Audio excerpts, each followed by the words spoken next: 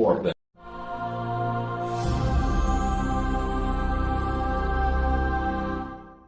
in the name of the Father, Son, and Holy Ghost. Amen. Direct, O Lord, all our actions by thy holy inspirations, and carry them on by thy gracious assistance, so that every prayer and work of ours may begin from thee, and by thee be happy in Christ our Lord. Amen. Virgin most powerful, pray for us. In the name of the Father, Son, and Holy Ghost. Amen.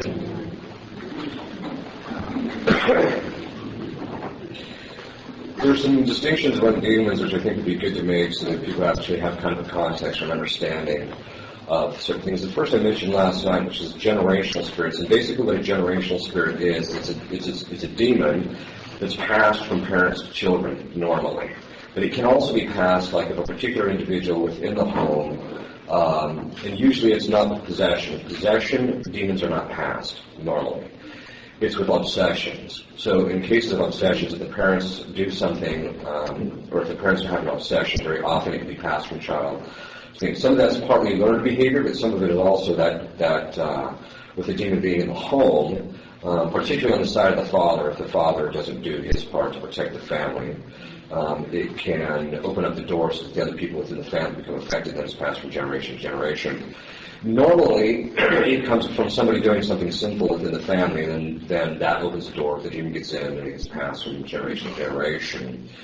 Some of them are fairly serious. Some of them are somewhat benign. Like I knew one guy, and sometimes they're passed unbeknownst. The person may not know the fact, and it may not be done. The person who's passing it may have received it from the prior generation. They may not know about it. They pass it without knowing it. I know the case of a guy who passed it to his daughter without knowing about it. And then she passed it. Well, actually, the way we discovered it was a generational spirit is it didn't surface until it got to her child, who was baptized in the new rite without the exorcisms. So, and that kid was, he was only like 8 or 9 years old. It would try to gouge her eyes out and everything else. It was only 8 or 9 months old, and it was trying to gouge her eyes out and stuff. So he was like, and he didn't even have this look on like something's demonic. So, but after 2 exorcisms of it, it's pretty much normal now. But the point is that it's, there's things that can be passed, but some of them can be very serious. I know a family that has a generational spirit of rape. Every woman for the last 5 generations, that family's been raped. So we've tried to block it. Fortunately, so far, the daughter hasn't been so far, so we're trying to keep that from happening.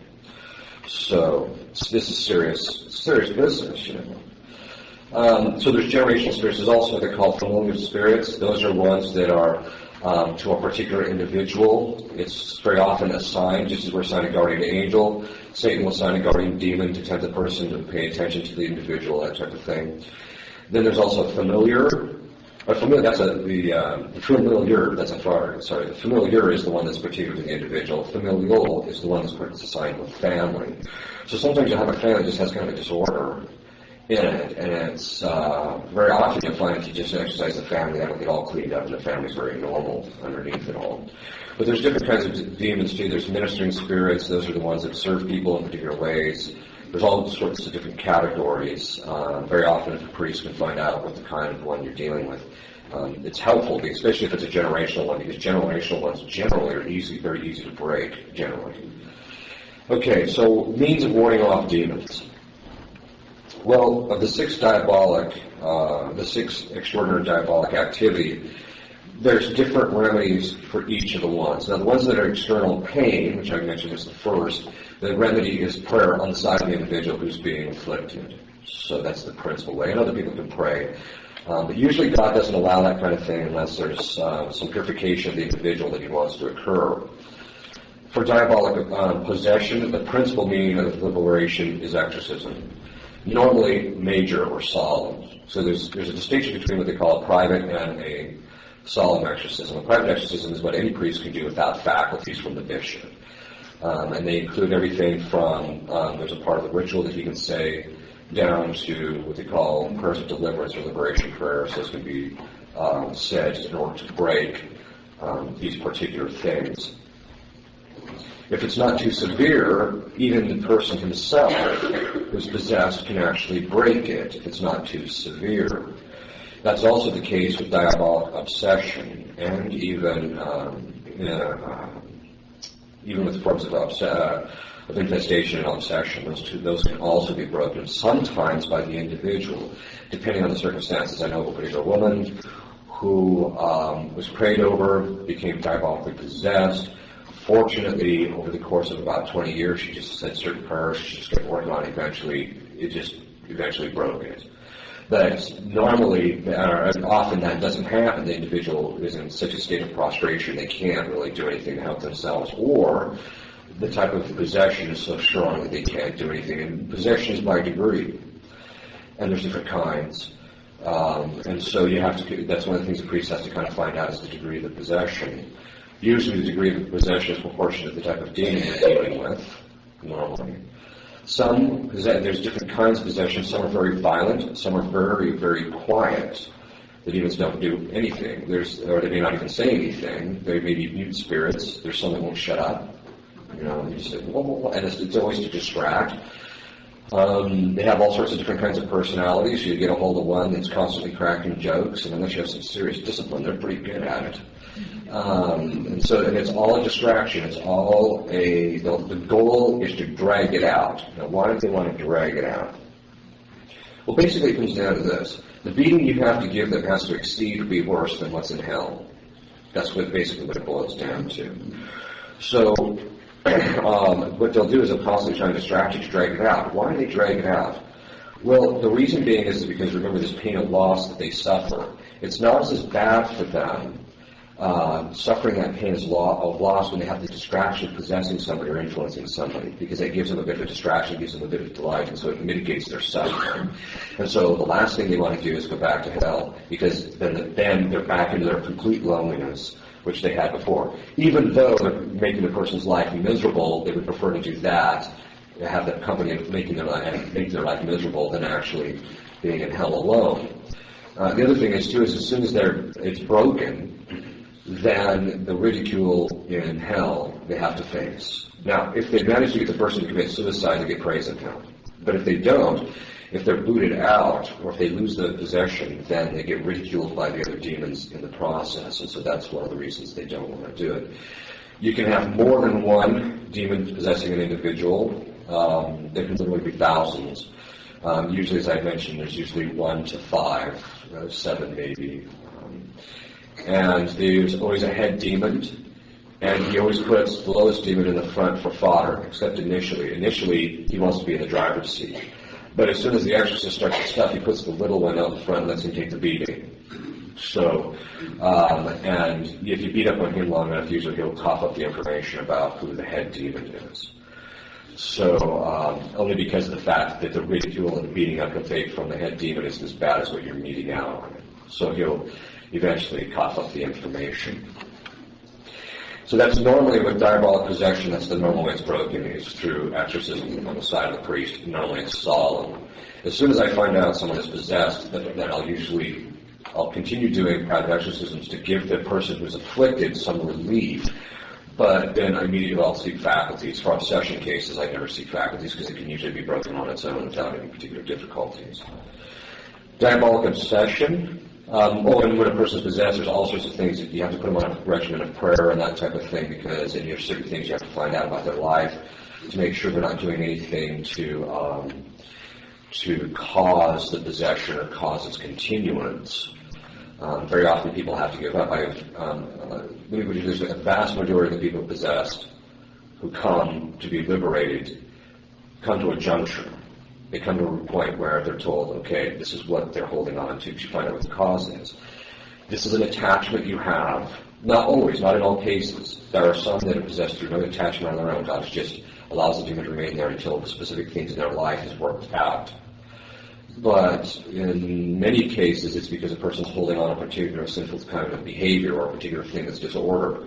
And so they'll get to a certain point and they'll say, you have to give this up. A vast majority do not. They leave. They do not continue. By vast majority, I would say 1 in 3 stay and go through the regimen. Even though living with these things is a complete nightmare, the demons are very good at getting them to be fearful of giving up this thing so that they can hold on to them. Possession can be broken in 2 different ways based upon the nature of it as well. demons normally affix themselves to something in an appetitive faculty. By appetitive, it's that either it's usually in some emotional thing that the person's holding on to. Usually, not always. Again, some of them are not, but they can also possess the person based on a simple intellectual error. And so what can happen is once you find out that intellectual error is, once the person sees the truth of the situation, the thing which the demon is holding on to gets broken and then the possession's broken. Those are in some cases. This is why in some rare cases people who are possessed can actually go to a psychologist and get straightened out, just because he can say, well, wait a minute, that's not the way this works. It works this way, and then boom, it'll break the possession. Or sometimes people just come to a knowledge of it and it'll break it. But those aren't that common. Usually it takes something above and beyond that, but you have to kind of ferret out. One of the things you have to do is you have to find out where their intellectual error lies, and if the possession is connected to that error. Sometimes it is, sometimes it isn't, because you can have Protestants who are possessed who not. It's not because of their error religiously. Diabolic obsession, the principal ways in which that is overcome is through exorcisms, normally private, but if a priest has general faculties, there's two kinds of faculties which a priest gets. There's faculties ad personam, that's a Latin phrase which means to the particular individual, particular case. And then there's general faculties where they're given faculties to anybody who comes to them. They can have the jurisdiction of the church to drive them out. It's nice, but as soon as a priest gets general faculties, it becomes his full-time job. I only do this part-time, and in the last 2 weeks I've done over 50. So if that gives you any idea. I've been doing this for 4 years. In the last 2 years alone, I've done somewhere between 2,000 and 2,500. If that gives you any idea of the immensity of the problem. And I only do it part-time. I don't like getting I don't have time for general faculties. I just don't have time unless I was released from my other obligations. The demons know the difference between faculties, and the priest has faculties, and when he doesn't, there was one individual who came to me who had at least 13. I beat the names of 13 demons out of him. By the time I got to realize, okay, this guy, we need to get faculties. So when I wrote the bishop to get faculties, the thing that precipitated my realizing, okay, I got to get faculties, was there came a certain point where the head demon just got sick of me. And he was kind of taking it for a little while, and finally he was doing these deceptive things, and finally he got sick of it, and he just says, where's your authority? And that's a cue to say, you're not getting rid of this unless you get faculties. So then I just stopped everything, and I said, okay, we'll get faculties. They know the difference. Now, this is an important point for some of those who are in the traditional movement as to why state-of-the-contism is utterly flawed. Because they'll very often say, oh, well, these bishops were consecrated in this new rite, and they don't have jurisdiction, or they're heretics, and so they don't possess the office, and so they don't have jurisdiction, etc. That's utterly false, because the fact is that I've received faculties from a bishop who is a heretic, and the fact of the matter is that they know. The demons know when you got it and when you don't. It's the same thing also with the Eucharist. That very often you'll say, here, sacred conscience say that the change in for all invalidates the Mass. Well, first of all, that's utterly, historically, theologically unsupportable. But the other problem is that, even though they try and do it by various crafty means, but the other thing is, too, is that demons do not make distinctions between hosts that are consecrated in the New Rite and consecrated in the Old. They react the exact same way to both. So it's not, this is the new Rite Jesus, it's just Jesus, that's it. So that's something which, when they come and argue with me, I'm just like, I don't have time for you. The fact of the matter is, this is the reality with which I deal with day in and day out, and they know the difference. And if you can't know the difference, I'm sorry, then you just go and pray, and hopefully God will give you the grace to get it straightened out. By the way, you want exercise? No. All right. So anyway, with obsession, though, is normally exorcism, private, and deliverance prayers. There's other prayers a priest can particularly say in order to break it. There's with people who are obsessed, anybody who's possessed or obsessed, or even suffers from oppression, I put them on a thing called Auxilium Christianorum. That's a group that was started by 2 exorcists. It's had absolutely phenomenal success. I tell people, don't become part of this group unless you're serious about your spiritual life, because very often people take a bit of a beating in the initial part. It usually takes about a month for them to get strict to certain things, and then there's a deepening in the spiritual life. So unless people are really serious, they say don't become a group, but part of the group. But there is, sometimes when people become affected by, once they start saying the prayers, they enjoy the protection because it has ecclesiastical approval. they enjoy the protection of the church, and they also enjoy the protection for their families. There are two reasons why the exorcists started. First is because they need people praying for them. Now, most exorcists get the charismatic renewal involved. As I mentioned last night, that's more of a problem than it solves. The second problem is that they have noticed that you'll have families that raise their kids perfectly. They have a decent prayer life, they bring to Mass regularly, and they're teaching the kids the proper catechism and things of that sort. And all of a sudden, for no reason whatsoever, a kid gets about 17 and they go off in la-la land for no reason whatsoever. And so that was started in order to provide protection for families so that if they had that problem, or protect their kids from being influenced, so that type of thing wouldn't happen. It's had absolutely phenomenal success. I'll give you a couple of examples to give you an idea of it. There was a friend of mine who he had a house that was possessed. This is the one I mentioned. It took a year to get this thing out. After I got that one out, the witches in the neighborhood found out about it and sent him another one. Well, he wasn't a very big dude, so we booted him out in one session. And so I put him on those prayers. I said, look, you've got to start saying this to provide protection for your family. The night he started saying those prayers, the witch who lived next door to him packed up and fled.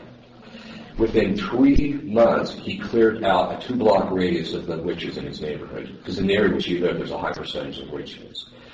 It's one of those things that most people don't know, is that Lincoln, Nebraska has one of the highest, this is where it occurred, has one of the highest percentages of witches in the country, if not the highest. So it's even worse than Salem. But anyway, the point is that it's, so he cleared them out. There was a case of a girl who was possessed, and I put the parents on. I said, here, you have to start saying these prayers.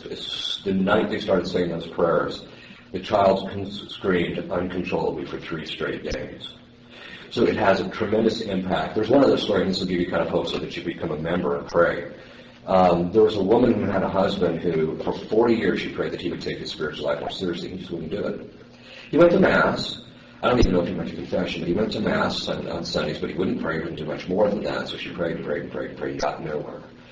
She started saying the prayers. 2 weeks later, he came up to her and said, I need to start saying my prayer. I need to start being more serious about my spiritual life. So the point is, it actually provides protection for the people in the family, and it can actually break certain kinds of obsessions, because this was an obsession that he had. Because the demons can block people. It's not just that they're constantly thinking about doorknobs. Oh, I gotta get that next doorknob. It's not that. Although you get those kinds of things from time to time. But it is very often it's just a blockage. Or there's an emotional block, or there's some type of psychological block. It's something that's very important to actually use to recognize that very often people won't convert because there's a demonic blockage of some sort, so you can remove it. There was a time when I was talking with this gentleman who was he'd come to the Latin Mass, and he couldn't believe in God. And I was sitting with another exorcist, we were just talking to him, and the other exorcist was giving him the rational proof for God's existence, and she actually know God through the natural line of reason, and the guy would follow him all the way until he got to the conclusion that therefore this is God, God exists, right? And he would always backtrack, no, you can't know that, you can't know that, you can't know that. So being a philosopher, that was the wrong thing to say, so I said, what do you mean by the word no? So he looks at me, he's completely jarred, right? And I did that because I knew that once he was distracted, we'd give the exorcist the other time to say a binding prayer, which is another prayer I'm going to tell you about in a minute. And as soon as he finished it, the guy turned over to, he didn't even respond to me. And he turns back to him and he just says, maybe you can prove he exists. So the point being is that there can be blockages to people. And if you have blockages in your family, this is something that can be very useful. There are some copies of the Doom Christian Norm over here. There's only about 35 copies, so, if you don't take 15 for your family, try and leave them for the people that take one per family. And if not, you can they have a website at doomchristian.org. It's on the internet. So you can get there. There's also some prayers so that you can. Please repeat that so we can write it down. Yeah, on Zoom and Christian. Actually, the better thing to do would actually just come over here after the conference and write it down, because it's actually on the prayers. It's, the website's listed on the front of the prayers. Okay. Then there's what's called a binding prayer. Now, basically what a binding prayer is it's a prayer that's done in order to bind the demon from performing a certain kind of behavior. And so if you look at the binding prayer, it says spirit of, and then there's an N, which is you name the thing. So let's say, for example, that you have a kid that's just constantly back-talking to you, and it doesn't matter what you do. You even spank him, it just doesn't work. Nothing you do works, right? Well, then what you can do is just say spirit of back-talking. I bind you in the name of Jesus, and he goes on at the end, and I command you to leave in the name of the child, in the name of the Father, Son, and Holy Spirit. You can say that prayer, and very often what people will find with this binding prayer, and you can also use it for your own temptation, so if people have chronically suffered from a temptation all their life that they fought against and they just didn't seem to get anywhere, as soon as the temptation occurs, if you say that binding prayer, very often they'll notice, boom, it has this immediate effect. And it'll be that way for the first few times that you use it, and then the effect will slowly kind of wear off. And what that is the demons will kind of back up a bit, and then they'll just be back at you, and they'll just keep doing it. But the moral of the story is, I always tell everybody, I like that sign that you see sometimes in businesses, beatings will continue until morale improves. Right? And that's what you do. You just keep beating up, you just keep using that, and over the course of time, it'll wear them down, and they'll eventually let loose of it. Okay, so a binding prayer is very effective. I use it all the time. With diabolic obsession, because it's principally a matter of taking control of your thought, one of the principal means of keeping it at bay, like if a person's really suffering from common ones which you see today are depression or anger or melancholy, things of that sort, one of the things that can get it to lift, and this is one of the clearest signs that a person's actually obsessed, is if they sit down and pray, not vocal prayer, but meditation, for about 5 to 10 minutes, if it starts to lift, that's a sign that it's actually diabolic obsession. And then if they kind of stop and it starts creeping back, that's usually a sign. If it's psychologically based, it won't really have much of an effect, usually. They'll still kind of feel depressed even after they're done praying.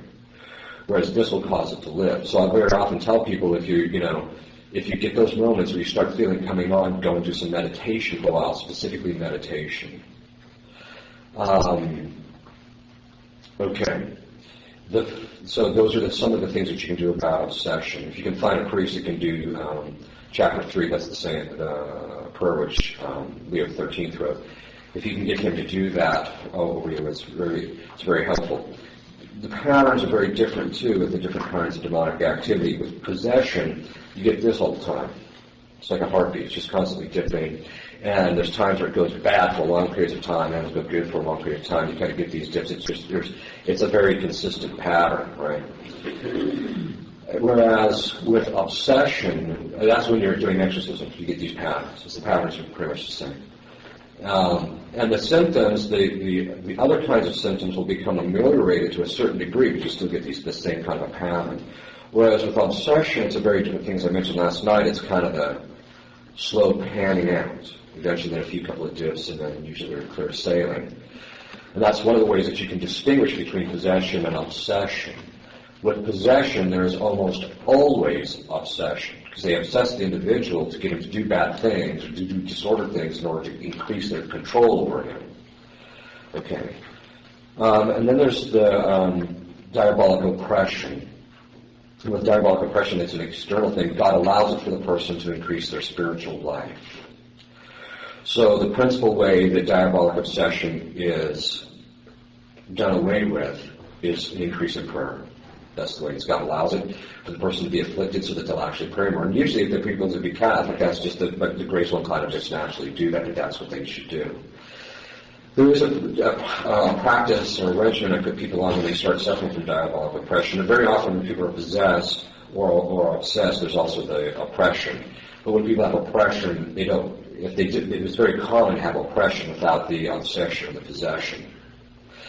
But sometimes they'll demonically oppress the individual to drive them to despair, and then from that they can enter the door and become obsessed. So the goal is ultimately to take possession of you. It's an incremental thing. And you'll see that sometimes with some people. Sometimes the possession just comes, an obsession and oppression comes out of the blue, like if someone's performed witchcraft or some superstitious practice. Whereas sometimes you'll see people who suffer from diabolic oppression, and it's just kind of a gradual thing. They're trying to take over the individual's life. But there's one particular thing that I have found extremely beneficial in relationship to diabolic oppression, and that's the Divine Chaplet, the Chaplet of Divine Mercy. If they say that every single day to drive back the demons of oppression for that specific intention, what it will do is and this is a sign, it has a different pattern. With oppression, it's a slow, gradual tapering off of the effects. Eventually, boom, it'll cease. So people will usually they don't notice it for a while until they look back and they'll say, hey, my job's going better, or my wife and I are getting along better, or things of that sort. So it's just a slow, gradual thing. It's extremely effective. I've never had a case where people didn't do that consistently, but it didn't eventually break it. The next is diabolic infestation. That can really only be straightened out through exorcism. Now, unless it's a really slight case, people can sprinkle holy water around it, put by salt, and take holy oil and make signs of the cross on various items throughout the house. That can be very helpful, and it can sometimes weaken them. Sometimes it stirs things up, which is just a sign that, okay, you got to get a priest in. Diabolic subjugation or dependence. People who voluntarily submit to place themselves under Satan, they first have to reject the pact which they made with Satan. That has to be done, and then there's a priest says in order to seal it, that is to break the actual pact. And then sometimes exorcism if necessary. It depends if the person's become possessed or not. Okay. So those are the general remedies. I want to talk a little bit about some specific things which lay people can use to protect themselves, their family, and that type of thing. The first, again, is prayer, particularly meditation. If people are meditating every single day, regularly, it's highly unlikely they're going to become obsessed. Just unlikely, or even possessed. So if they're praying meditation every day. And if you want to get a good book that will actually explain meditation, there's one put out by TAN called The Ways of Mental Prayer by a gentleman named Lehody, Lehody. It's the best book I've been able to find, and it's the most thorough in that sense. Some of the other books are a little bit more pious, and they actually help people on that level. It depends on the particular individual. But this will give you the mechanics, the do's, the don'ts, how it's done, and the necessity for doing it, which is actually one of the biggest problems. Prayer is an action, it's an act, to the sub-virtue of religion, which is it's a sub-virtue because religion is a sub-virtue to justice, which means that you have an obligation in justice to render God his due. Now, part of this is that you have an obligation to worship God every day for at least 15 minutes as a layman. That's the general consensus of theologians. That's one of the reasons why St. Augustine said if you don't pray, you will not go to heaven. He says if you don't pray, you'll go to hell. And the reason being is because you're systematically violating justice. God has a right to do worship, and unless you're doing it at least 15 minutes a day, then, and you should try and be doing meditation, which is the higher form of prayer. There's 9 levels of prayer. Meditation is the second. The lowest is vocal prayer. It's good, but it's not as good as meditation. And there's a prayer of the effective prayer of simplicity, but contemplation goes up the ladder. But as Teresa of Avila says, the step to even transforming union, which is the highest level, the entrance is always through meditation. And that's what most people don't do. Meditation collapsed after the Second Vatican Council, not because of the Council, but because I'm convinced, at least, because of the change in the rite of Mass. When the whole Mass is this, then what happens is, and not that it's not that the new Mass is bad, that's not what I'm saying. But what I'm saying is that when you habituate people to the prayer is always vocal, well, the minute the prayer stops, people think that the vocal stuff stops, they think, oh, they don't have to pray. So that's collapsed. Giving Thanksgiving after Mass is collapsed, and that's one of the reasons why people are very often susceptible to demonic influence. Fasting, and this means people should be fasting somewhat regularly. One of the new problems with the legislation in the church, and this is something which I think I mentioned here even in a homily, one of the problems with the new legislation of the church, again, not that what they've legislated is bad, but that it's not enough. It's good, but it's not enough. St. Thomas says that fasting is a virtue. The natural law commands all the virtues. It means that God commands us through the natural law that we are to pursue all the virtues that we are capable according to our state in life. That means a diabetic may not be able to fast, or can only fast a little bit, but people who can normally fast have an obligation to fast. Why? Because they have an obligation to do, as St. Paul says, bring my body into perfection. Most people don't bother with that. Now, because people don't fast, because it's a virtue, that means it's a good habit. A habit is developed by habitually doing it. Now, this basically means this. It means in the old dispensation, under the old law, you had to fast the entire Lent, 6 straight weeks. It takes 3 weeks to correct a habit and 3 weeks to develop a habit. That's roughly, or 3 weeks and 3 weeks, that's about 6 weeks, about the length of Lent. And that's very wise on the side of the church. But then the church did something else. It had specific days throughout the course of the year that you had to fast, like on the vigil of major feasts, on amber days and things of that sort, so that people would actually have the habit of fasting. This is why Lent for people in the past wasn't as bad as when people think of, you mean they fasted the whole of Lent? Yeah, they did. Because they were in the habit of it. It's actually easier. And like any other habit, as you do it, it gets easier and it actually becomes delightful to do. Not that the hunger pains are delightful, but the actual ability to actually do it becomes delightful, the actual act of the virtue itself. Our Lord said this kind of demon can only be driven out by prayer and fasting. Prayer isn't enough. People pray for years and years and years and years and years. They don't get anywhere, and then they wonder why nothing's happening. Well, because I've been praying for years, and they just won't change. And then all you have to do is ask them, are you doing some type of mortification, penance, or fasting? And then you get the blank look. But that's one component that is unfortunately very much missing from people's lives. And very often people just can't seem to get control over a particular vice, even if it's just a minor one, a venial sin. And you just tell them, well, look, why don't you start fasting for it? Because then fasting will actually give the person a greater self-control over themselves. And so as a result, it really gives them a certain sense of self-discipline and a certain joy that actually comes in it.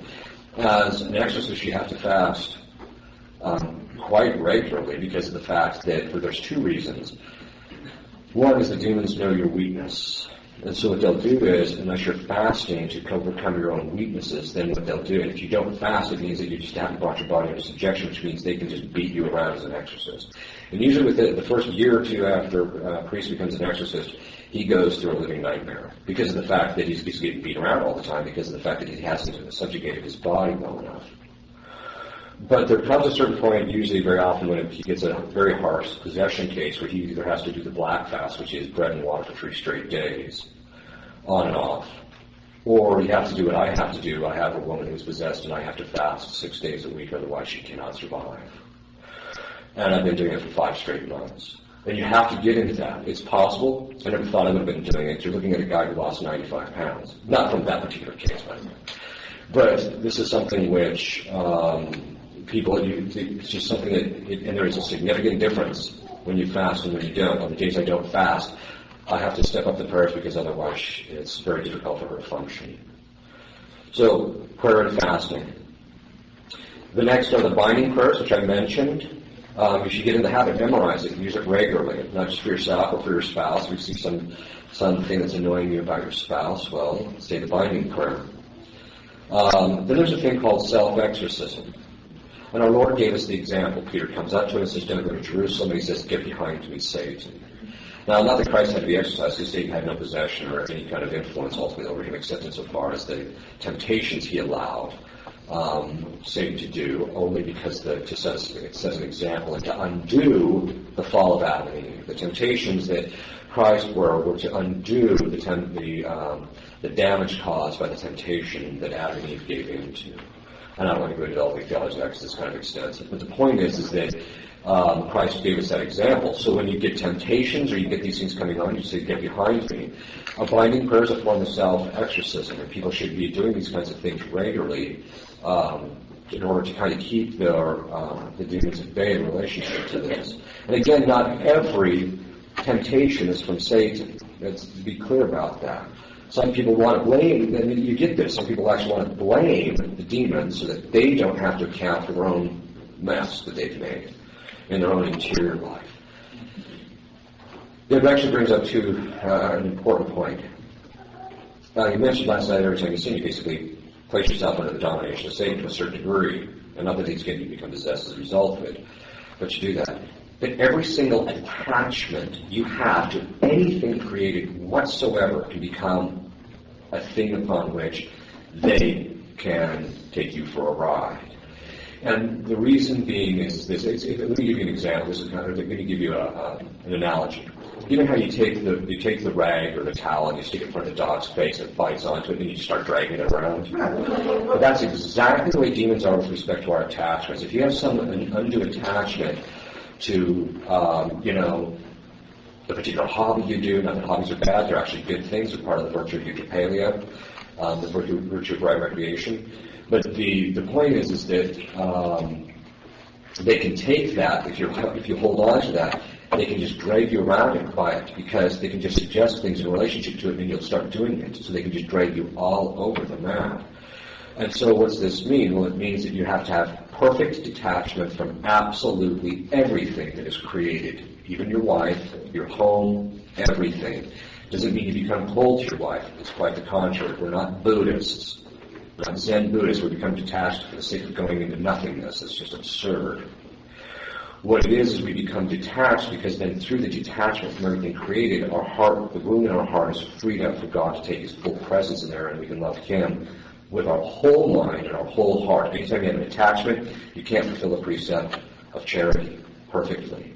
And so what happens? Well, then as a person becomes more charitable, then as he becomes detached and he tries to perform acts of charity, then what happens is then what flows from charity is benignity and kindness and benevolence. And so the person actually becomes warmer in the process, not colder. It also perfects marital love because it's based on a natural human love, which is a good thing, but it's not perfect. Only charity is perfect for human beings. And so as it transforms, it will take that natural human love and even the romantic side of marriage and transform it into an act of charity, which is quite important. Charity itself, by developing the virtues, is one of the principal ways in which you can break demonic influence in your life. Virtue. Because what is virtue? Well, it's the opposite. It breaks attachment. Any kind of a vice is usually rooted in some kind of an attachment.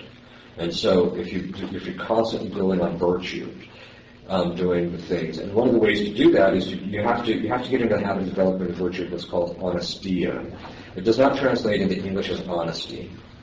It's probably more accurately translated, although not exactly as integrity. But basically what it is the virtue, St. Thomas says it's a sub-virtue, or he says it's the manifestation of the virtue of modesty, but it's the virtue in which the person, in each and every single action he performs, and in every single circumstance, always looks to do the virtuous thing. Most people don't do that. Most people just ride along with their emotions. Which is, again, one of the reasons why the emotions, since the demons can move the emotions, this is why you don't follow your emotions all the time, because they can drag you around. Not that emotions are bad. Quite the contrary, God put them in us because they are, in fact, good. But I think I made that distinction between antecedent and consequent passion. It's not until we have perfect virtue that the antecedent passions aren't there. Well, if there's no antecedent emotion, then the demons can't use our emotions to beat us around.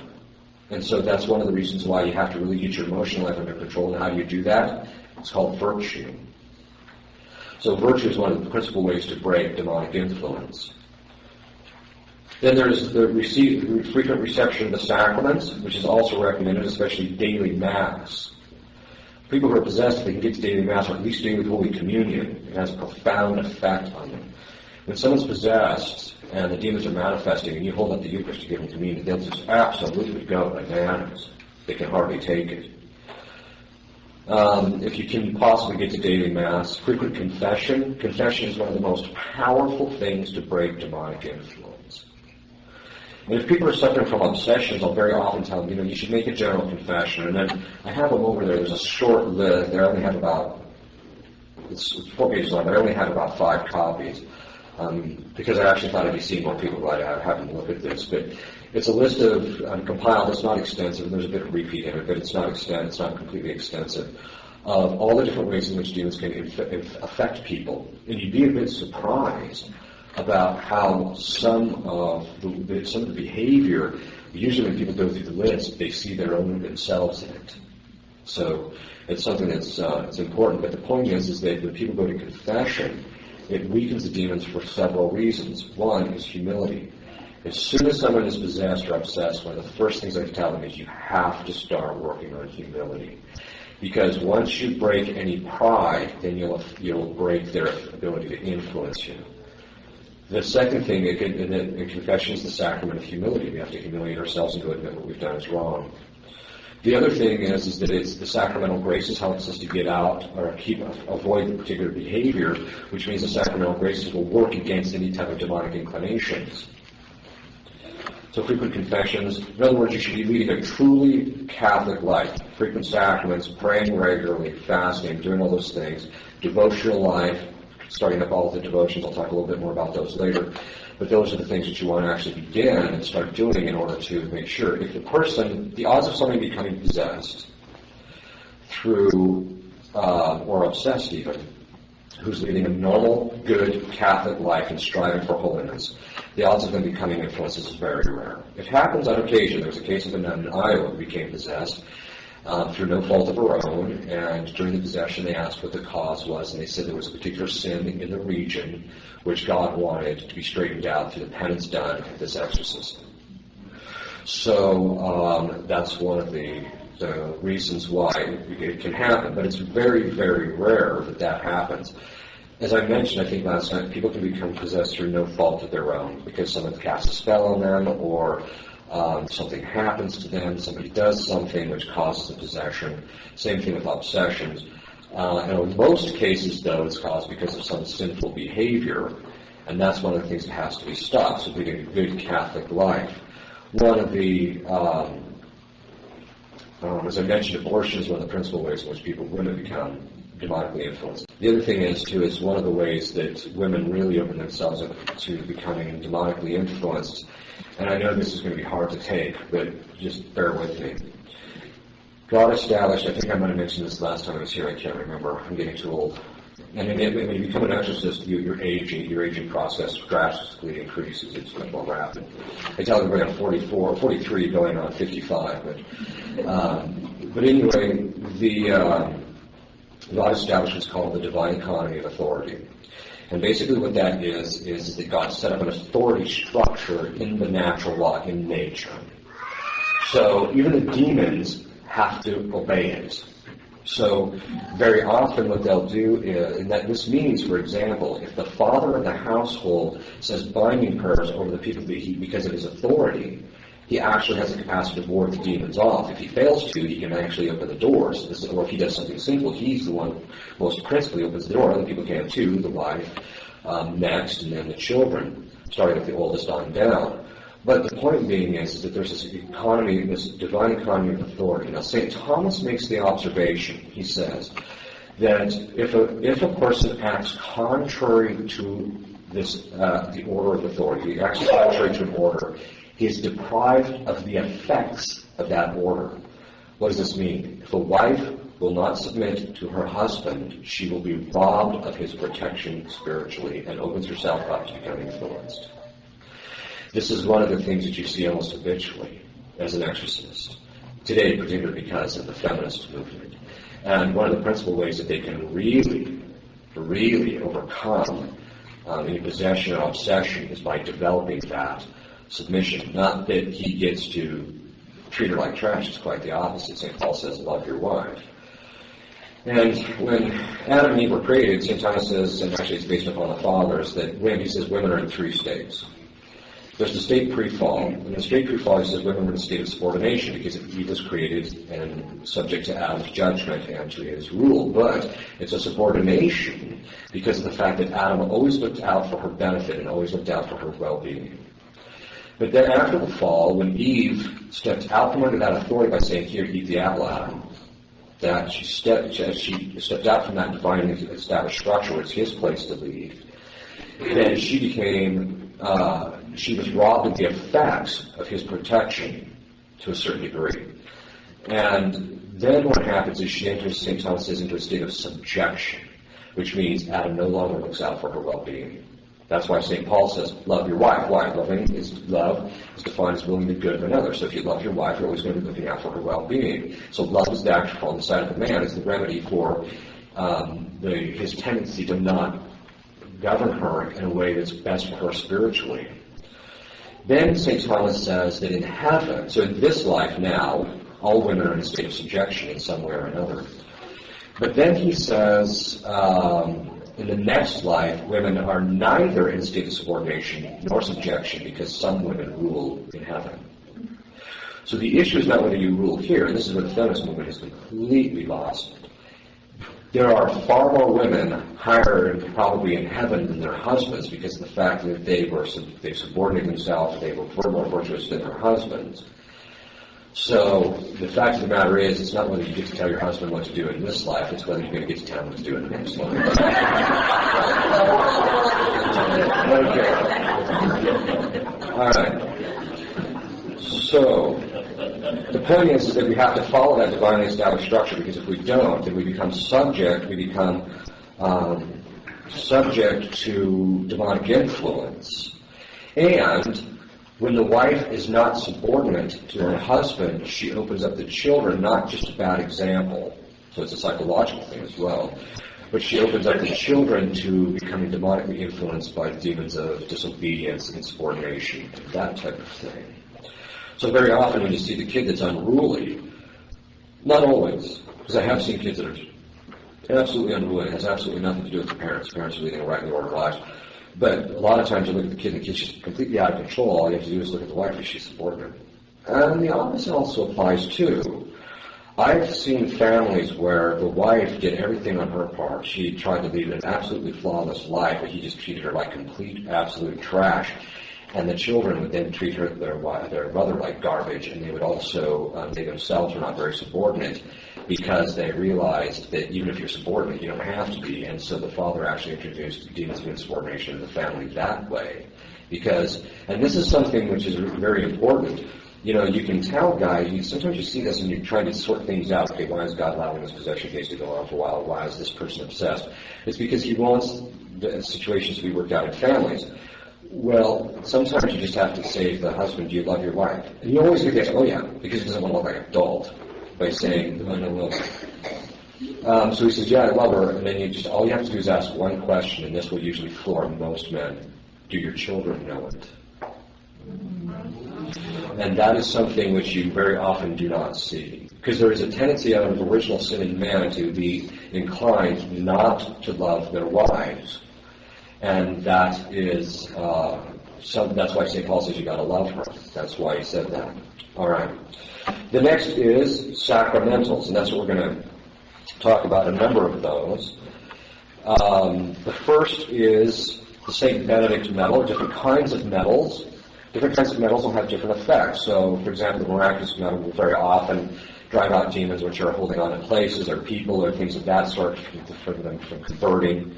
But the St. Benedict medal is quite powerful. Now, there's a number of different ways that you can use St. Benedict medals, such as putting it at the entrance of each door and window to your home.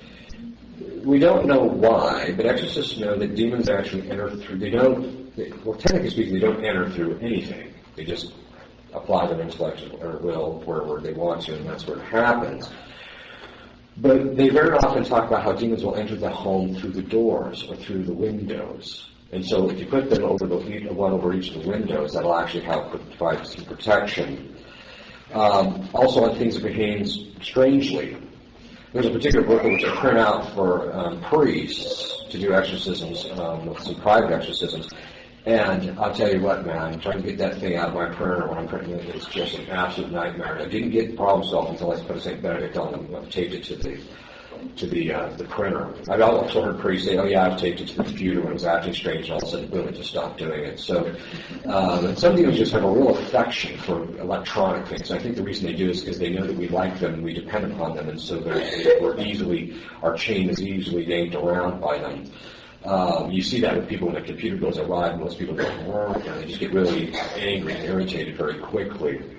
Part of that is the reason there was a philosopher his name was Vogel, and he made the observation that electronic things or technology bring us a certain pleasure and use because we get to control them and they bring us something that we like, right? And he says as a result, most people should really be doing some type of thing to do penance in order to counteract the intemperance that can kind of come up in relationship to electronic gadgets. You see that with guys more than women, where they're just like, they're glued to the thing, and that's a sign of intemperance ultimately. But anyway, you can tape it to computers. People can also carry it. You can tell your children carry it. Now, you don't tape it to the kid's forehead. but, having the children carry it with them and that type of thing, especially like on a scapular, which I'll talk about in a little bit, those things are particularly useful. You have them in your cars. You should have your cars blessed, etc.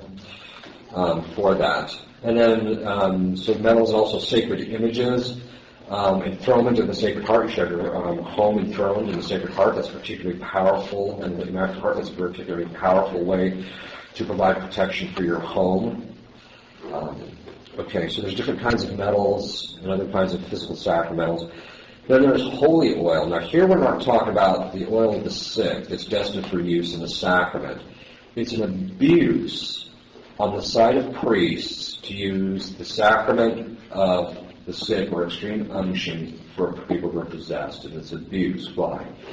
Because the Church has always taught that you cannot use the sacrament of the sick unless there is grave illness with the potential of death, and there's some illness accompanying it. Well, so this is what happened in the progression theologically, and this is why it's all very sloppy. First it was, okay, it's used for people who are gravely sick. Then it just became they were giving it to anybody who was sick. So if somebody had a hangnail, they came up during Mass and got anointed. Then they said, oh, we can use it for mental illness. Well, unless it's physiologically based, unless it's going to cause a person possible death in the future, you can't use it. Then it went to that, oh, well, we'll use it for people who are possession because it's very similar to mental illness. That was the theological progression. The problem is it can't be used unless there's some danger of death, and it has to be based in some illness. That being the case, and death doesn't have to be product, it can be remote. That being the case, you can't be anointing people that are possessed unless there's some physiological illness attached with it. Then you can use it, and it will have its good effect. Otherwise, it's an abuse of the sacrament. But this holy oil is an actual ritual out of the Old Rite in which the oil is actually blessed, it's exorcised and blessed. It may be used on things such as on people, so you can, I tell people very frequently, take a little bit on your thumb and make the sign of the cross over your children's forehead each night before you go to bed with it. Now, parents can actually bless their children, just as they can curse them, they can also bless their children. It stems from the office as parent. And they can't, they can say, God bless you, and things of that sort. They can't bless other people. You can only bless people that are under you in this divine economy of authority. So, fathers can bless their wives and their children. Women can bless their children. They cannot bless their husbands. The children cannot bless their parents in that manner. But they can say, may God bless you by asking God, please bless my parents, or please bless my husband. They can do that. So the father can say, God bless you. The mother can say, may God bless you. Now, in English, we say God bless you. It can be also in a subjunctive sense, in the sense that it's a may. But usually if they do it, if they distinguish that, it's actually better. But you can take the holy oil and use that. There was one case where an exorcist was called to someone's house because the kids were just running around amok for no reason whatsoever. The priest just broke out the holy oil and put it on the kids' foreheads, and boom, immediately they just stopped and mellowed out. So sometimes you'll see, I'm not saying every time your kid gets to be obnoxious that somehow or another it's because he's possessed, but I am saying that if you do that regularly, it will help provide a certain level of protection. You can also use it on yourself, just making it the sign of the forehead, sign of the cross on your forehead.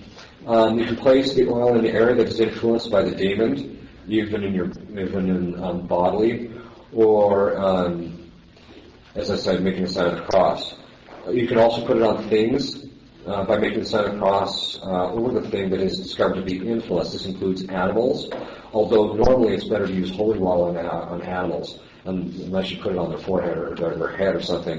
But even then you have to be careful because the next thing you want to do is they want to get it off and that type of thing. So it's better to use holy water with animals. You can put it in houses. You make signs of the cross made over the front entrances to the doors and windows or on items in the house which are affected. When exercising a house, be sure to make a sufficient increase to your neighbors. One time, one woman came to me. She says, "My house is possessed. Things are moving around the house. Everyone's like, yeah, things are moving around the house." And so I said to her, the diocese had sent two exorcists there, and they both looked at the two priests. They looked at it and they said, yeah, the house is possessed. They left without doing anything. Like, oh, there's something wrong here. So I said, what are your neighbors like? Well, she had a witch coven living next door. And so I said, well, there's your problem. But the holy oils very often, if the priest exercises the the location and then blesses it and things like that. Very often the witchcraft will disband because they can't perform it. Usually they'll try and do something to break that blessing, and sometimes it does get broken, and then you end up with even a worse situation than you had before. But this is spiritual warfare. This is actually part of it. But using the holy oil can actually keep those kinds of things at bay from affecting the house. I often tell people, ask what your neighbors are like. And what the kind of neighborhood is, and what the behavior of was the people who lived there before you. It's a good idea to kind of get a sense of, who lived in the house, that type of thing, to get a sense of what was in there so that you end up with bigger problems. Because I have had people who bought a house and couldn't find out there was a witch who lived in there and she performed witchcraft, and the people get influenced as a result of it. So I tell people, stay, not every house is that way, not everybody's in witchcraft, but you want to make sure you're not getting a handful. So, also make sure you use it on each person in the house when you exercise the house if you're a priest. And it's a good idea to have it present during exorcism unless there's some cause for spiritual concern about it. All of this should tell you that demons love place. They love places just as much as we do. Why? Well, it's kind of like this. When people get married, wherever the guy proposed to her, the woman very often has an affection for that place in her heart, because that's where a good thing happened, right? And God's the same way. We bless places, and so it's a good place. Well, demons are the opposite. When very simple things happen to people, they like it because they get a certain power out of the place. Very often they have control over it, things like that, and so they like places quite a bit. And this is based upon the fact that sin or the evil committed in the place. This is why, they like places and they like things, because they like taking possession of things. This is one of the reasons why when I read the new book of blessings, I was just absolutely floored. I wasn't scandalized, because I'm pretty much beyond that, but I was floored that they said, you don't bless the things, you bless the people. That is just absolute insanity, and whoever put that out should be flogged. Because the fact of the matter is that what they were doing is allowing demons to gain greater access to people in their lives. It was just spiritually short-sighted. If you discover that something demonic or by witchcraft is done in the house or some other place, it should be exorcised. And also make sure it's permissible to offer Mass there, but very often saying Mass in a place that's been possessed will help significantly to break the possession. Holy oils can be used, it can be consumed. So I usually tell people, get lots of it, you can consume it, but you don't fry your bacon in it, because you can end up dumping it down the drain or whatever. But the point is it should all be consumed, but you can use it in salads and things of that sort. You can use it in cooking. And again, unless the cooking is the type of thing that is going to be dumped out or it's not going to be consumed in the process. And this is a really good thing, because as you consume holy oil and blessed salt, or exercised salt, and the oils, it provides you a certain amount of protection. And if you're being influenced, it will also start driving these kinds of things out. Very often people are possessed. They'll receive the Eucharist, and then every half an hour you give them holy water. And it's pretty brutal. If you don't have holy water, you got to feed them oil, and that's usually not very pleasant. But it really has an effect on them, especially depending on the location in which the possession has occurred, like if it's in the stomach or something of that sort. I also tell people if you have teenagers, feed it to them regularly. Not because I don't like teenagers, but just because of the fact that they need the extra graces to get through a period that is very often difficult in our lives. Okay. The next is the use of votive candles that are blessed in the old rite, with the old rite's holy water, which I'll talk about the whole holy water, why you want to do it in the old rite. But if you bless them, it's actually, the blessing is to drive out demons of the air. Now, what happened is just as there were angels that were assigned the task of taking care of the weather and things of that sort, when the demons who were part of that rite fell, at least this is my understanding, when they fell, some of them took possession of the air. Now, some of them say that they actually took possession of the air because they vacillated, and so they weren't cast all the way down into hell. That's just bad theology. And it's not based upon sound reasoning. But what happened is there were certain that they took possession of the air. Now, what this means is whenever we do something, whenever we curse or we do something like that, we use bad speech, what will happen is what will very often happen is that the demons will take possession of that particular air. It can have a cumulative effect Well, how do we know this? There's an actual ritual. It's in the Ritual of Toledo. It's in a book which I give to priests, and in it there is an exorcism of storms and tempests. And I'll give you an example. One time, a deacon, because the deacons can do certain things. So can priests. This guy is now a priest in the fraternity. There was just this really bad hailstorm that was just pounding them. So he started that, and when he finished the last line, it just stopped. What this means is that it can have a cumulative effect. Have you ever heard of global warming? But don't get me wrong, I don't think there is global warming. I do think that the behavior of the weather patterns is getting strange. But Our Lady already predicted that at La Salette, that the weather patterns would change. And one of the reasons they're changing is because there's more and more demonic influence over nature, because man's being sinful with respect to nature. And so he's ceding control over these things to the demonic. It could also be based somewhat in the science, but the science obviously the jury is out. I mean, even though the popular people are all heading in one direction, a lot of the scientists that are really serious about it said, well, we don't really know. And I always get a charge out of reading those things about how people who are big into global warming are attending a conference where it's snowing in August. But anyway, the votive candles, because they're exercised, they'll actually drive demons out of the air. This is one of the reasons that have to be shut the votive candle burning all the time in your house, because it'll actually help to drive them out. This is also true about incense and the asperges at Mass, but it's also true about incense. The incense is blessed. Actually, there's kind of a story. There's a funny story about, I believe it was Pius IX, that he had an audience with some Protestants, and at the end of it, they said, please bless us, and he didn't want to do it, and they just kept insisting, so they said, okay, I'll go bene cars and quisnor promoveris, which is the Latin phrase in which you do to bless incense, and the translation is, may you be blessed in whose honor you shall be burnt. But anyway,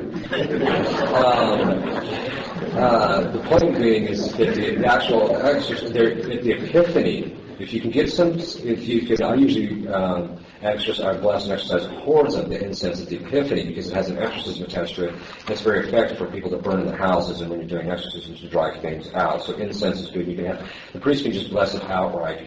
There is a blessing in this book I give to priests that actually has it in there. Okay. It's unfortunate they drop the asparagus at Mass because the asparagus would actually drive demons out of people. And it also blesses people, but it would actually drive them out so they could actually concentrate at Mass. So it's unfortunate that that's been dropped for the most part. I believe you can still do it anyway, but they drop it. Okay. Why don't we stop there? And if anybody has any questions, because there's a number of other things I want to talk about that you can do, but I want us to kind of stop there to give us some time for questions.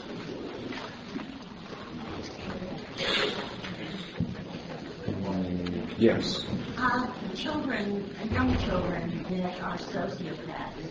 Have you had any dealings with that? Mm-hmm. I got one right now. It's about a year and a half old, and that thing is just unbelievable. I mean, it does and says things that a kid 7, 8, 9, 10 years of age would think and do. So, which is obviously, but kids, even younger kids like 7 to 10, yeah, they can become sociopath at that stage, and that's usually a sign of possession. In most sociopaths, it's possession in most cases, or an extreme form of obsession. Yes. Do curses have to be reversed by the person who said them? No, they don't have to. It's less. It will have a profound effect if they do. But it can be broken just by the person who's received the curse and the priest assisting. So you would have to have a priest? Not always. Sometimes people can just do it on their own, but it depends on the degree of how much they're influenced. Yes? How can you know if there's a wind in your area? Strange things moving around in your house very often? No. That's one of the ways. But one of the other ways is usually just fine. They'll have stickers like Wiccans or certain things they'll put in their yards, which are dead giveaways, like little statues, and or they'll have the round ball sitting out in the middle, surround. There's some things like that. So there's sometimes they'll give you a cue. A lot of them are pretty bold, especially after they start having an effect with their witchcraft. They're kind of bold and just let you know. Yeah, I'm a witch. Yes. What can you do for somebody who seems to be affected by evil spirit, but they don't know it and won't do anything about it? It depends. If they don't want you doing anything, they don't want to receive your help, there's absolutely nothing you can do. This is one of the reasons why, if you get a person, very often you get a person who's possessed. I recently had a case, the person came to me, and it was a clear case of possession. We even discovered where the possession was within her, and there came a point where she didn't want to give something up. So, because she wouldn't give up, and that ultimately meant then she wasn't going to do what I asked her to do, she wasn't going to really take the help, and so you just say, well, then there's nothing I can do for you.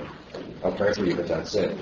If there's no blockage on their side, you can say the binding prayers, and slowly it'll start having its effect. But you better say you better say some prayers for protection for yourself to make sure you don't end up yourself becoming beat around a little bit. Because no good deed will go unpunished is their motto. So, yes. Father, what can you do to pray against fornication? A lot of teenagers are into that. Illegitimacy. Yeah. Homosexuality, teens are into that. Yeah. And also, I forgot the other thing.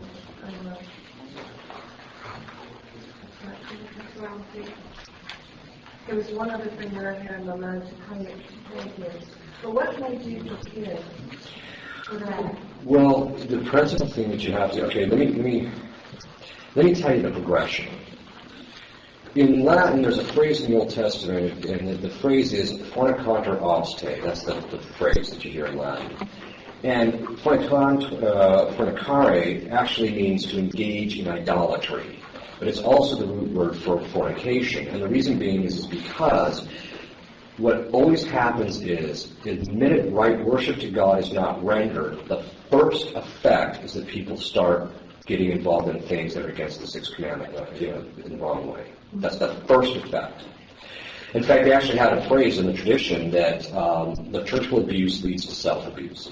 For priests, the churchly abusing very often he really struggles with chastity. Where the other way around, if he's trying to be very reverent, that type of thing, that very often the chastity will come. Right? So, part of that is because once you do sanctifying grace by by worshiping God in an undue manner, then you're kind of left to the wilds. Okay, so one of the first effects of undue worship is the spirit of fornication. Then, of course, the spirit of fornication, we all know this if you're pro-life. Well, if you have the spirit of fornication, then you're going to have contraception. If you're going to have contraception, you're going to have abortion. If you have abortion, you're going to be euthanasia. You just go down the road, right? So the moral of the story is that, and this is why I tell people, the cause is always greater than the effect. Steam isn't as hot as the flame that produces it. Okay, so that means that undue worship to God is a worse sin than abortion. Now, but that doesn't mean that abortion is an atrocity. It's just abortion tells us just how whacked out we really are in relationship to the first commandment. So the way you get teens straightened out is you've got to get them involved in right order worship. And that means they have to be taught their catechism, they have to be taught right and wrong, they have to be doing those kinds of things. Now, if they're already involved in it, you're just going to have to do prayer and fasting and do the things to try and get them protected and encourage them to stop it and things of that sort. But until that gets straightened out, and very often I find with the youth today that unless they have some semblance of morality or religion to try and get them to stop is virtually impossible. The only time they'll stop, and it's usually women who will stop, is because they're just sick of the effects of it. They're sick of the effects of the fornication. They're sick of that type of thing. And so, whereas guys are less sensitive to that kind of thing. So, but the point is that you've got to get them established. And this is why you've got to get your teenagers praying. Most people systematically fail in praying with their children. Systematically. And then they wonder why their kids are having a hard time going through puberty. Well, they have to have a prayer. Where's the grace going to come from? Going to Mass on Sunday is good. The grace will come from that, but that's not enough. It's a necessary thing, but it's not enough. Getting them to confession regularly and things of that sort are very helpful, too. Yes. Yeah. I was listening to Father Graffi. He had a whole series on spiritual warfare. It was pretty good. He talked about in state of grace, if you come into contact with something that's cursed, or if someone puts like, the evil eye or something like that on you, that somehow it bounces off of you and goes back and inflicts that individual. Are you truly immune or completely protected by being state of grace? Sometimes. But sometimes that's not true. In fact, exorcists are very careful. Sometimes when people are cursed by means of some type of, like by voodoo, so there's some like a nail or something that's in the individual, sometimes you can actually see the thing moving around in the individual. And it can't be surgically removed. That's not how this thing works. Because then what happens is when they go to surgically remove it, the demons, move it around or cause it to just look like it disappears and things of that sort. So what happens is, though, is that you'll actually during the exorcism, it'll come out. Well, it comes out, the demons are coughed up, and that's how the possession is broken. You don't touch it, because then you can become affected. You handle it with some other thing, like a cloth or plastic or something like that, and then you burn it or destroy it. And if it can't be burned or destroyed, you put it in a river. You have to be careful with stuff you burn. Don't put the ashes down your plumbing, because then you're going to end up with some serious plumbing problems.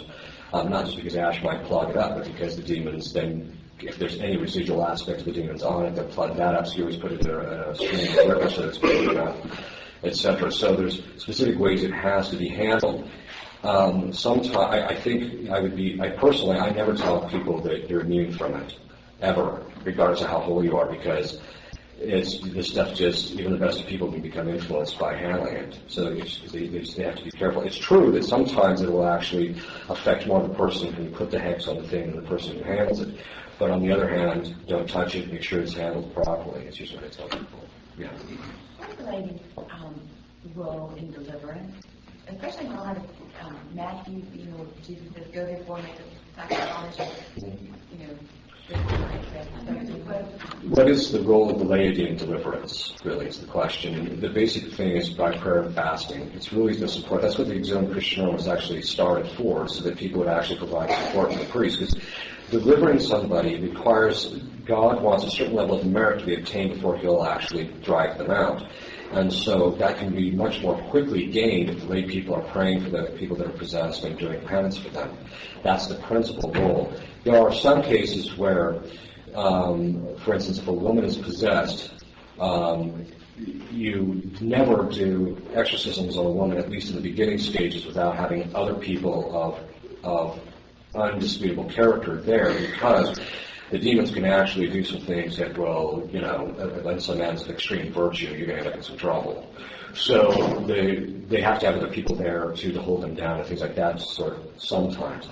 But because of the fact that but normally lay people should not be trying to deliver other people on their own, because then they just open themselves into attack because they're not sufficiently protected. That doesn't mean that you can't say binding prayers for other people, but you shouldn't be, putting your hands on them and trying to say prayers to deliver them. It's just you're opening yourself up for some serious trouble.